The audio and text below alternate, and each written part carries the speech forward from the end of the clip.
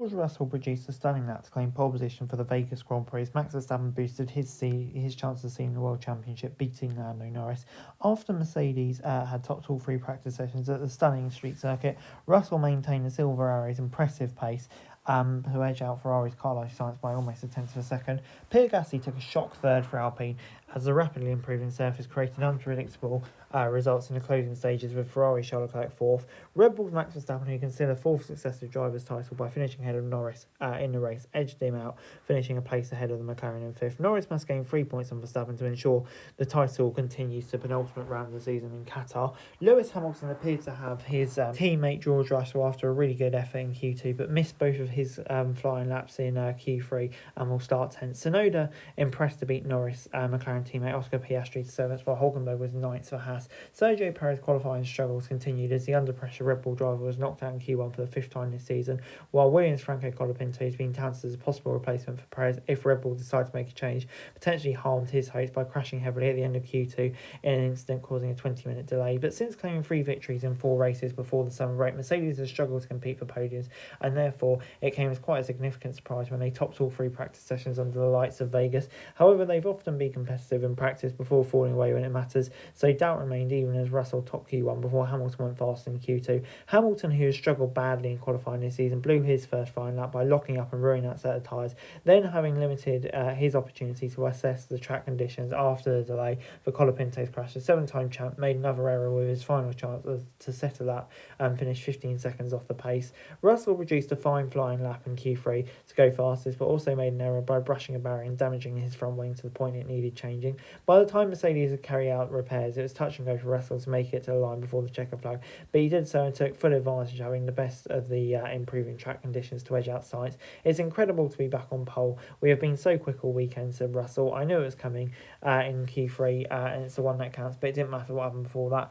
I had a bit of a moment on my first run. We had to change my front wing. There was a moment where I thought we wouldn't make the flag. We had to do some deep diving to understand why it'd been so quick this weekend, because it was definitely a real surprise. Sainz produced an impressive lap to outperform Leclerc by almost 4 tenths. The Ferraris were split by Gasly, who backed up that remarkable result in Brazil to boost their 6th position in the constructors. Verstappen came into the weekend knowing that finishing ahead of Norris would enable him to seal the title with 2 rounds to spare, but that looked unlikely as Red Bull struggled in practice. Christian Horner reports that Red Bull brought the wrong rear wing to Vegas, explaining that unlike rivals, they don't have a Spencer-specific low downforce spec. Horner's insistence the RB20 had the potential to be competitive ball through as Verstappen found some pace in final practice and early stage of the quali. The Dutchman never appeared to have the speed to challenge Mercedes, but crucially was able to wedge out Norris and make the prospect of the title being won in Vegas realistic. There are indications in practice that McLaren possessed stronger pace than Red Bull, with the potential for all sorts of drama on the strip, which could make it a very interesting one.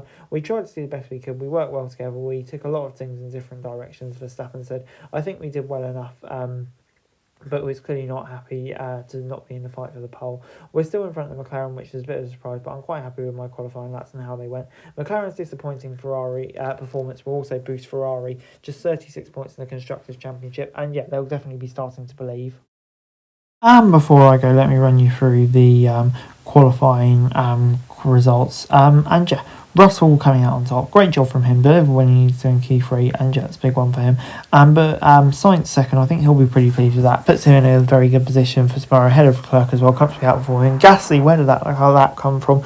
There's been talk about how well he's been performing recently, and just backing up here. Another hugely impressive result, could be crucial for Alpine. Leclerc probably disappointed, but still right in the mix. Verstappen fifth, probably pleased to be ahead of Norris. Norris and Piastri didn't have much pace. Tsunoda will be delighted to get ahead of the McLaren. Hulkenberg in the mix now as well. So with Haas, RB and Alpine, that is looking like a very tasty job, and Alpine will be looking to press home the advantage. Hamilton it's gutted for him because he's been so fast recently this weekend. Obviously had a tough time recently, so had that chance, just made a few errors, but hopefully he can get through the field tomorrow. Ocon in 11th, he'll be disappointed, I think, considering where Gasly was. Similar story for Magnussen, although it wasn't as far off. Joe, great job from him, finally showing up.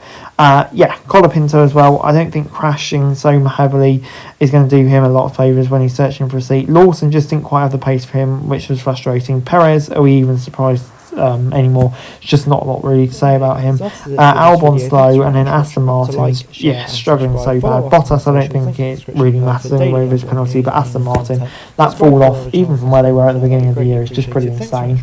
Peace out.